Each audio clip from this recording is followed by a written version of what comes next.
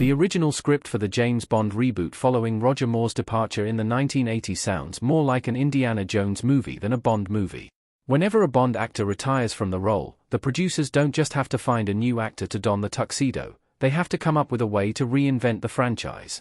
They ended up following the goofy, tongue-in-cheek humor of Moore's tenure with the darker, grittier, more faithful Timothy Dalton Bond movies, but that wasn't their first thought.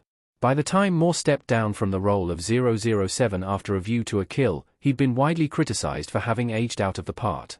To combat these complaints, the producers initially planned to reboot the series with a much younger Bond early in his career. Richard Maybaum and Michael G. Wilson started work on a script, but the project was eventually abandoned. And it's probably for the best because, based on the details that have since been revealed, it sounds more like an Indiana Jones film than a Bond film.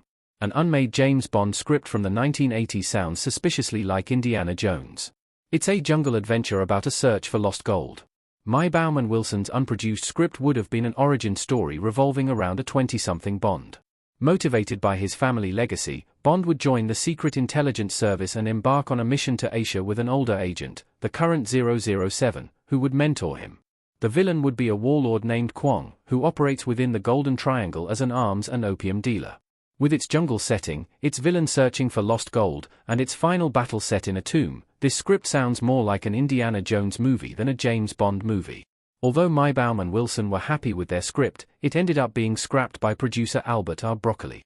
Broccoli did like the script, but he felt that the underlying premise was fundamentally flawed.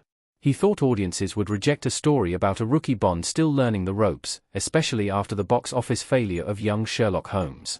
Ironically, a decade after Broccoli passed, his daughter Barbara Broccoli produced a 007 origin story, Casino Royale, that became one of the most popular Bond films.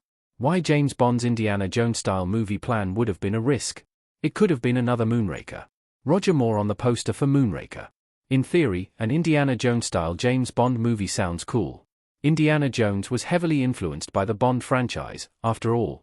But Indy's adventures have their own pulpy style that goes outside the norms of a Bond film. If the Bond franchise had delivered a movie in the style of Raiders of the Lost Ark, then it might have come off as too gimmicky and outlandish, like Die Another Day or the bizarre, but underrated, Moonraker.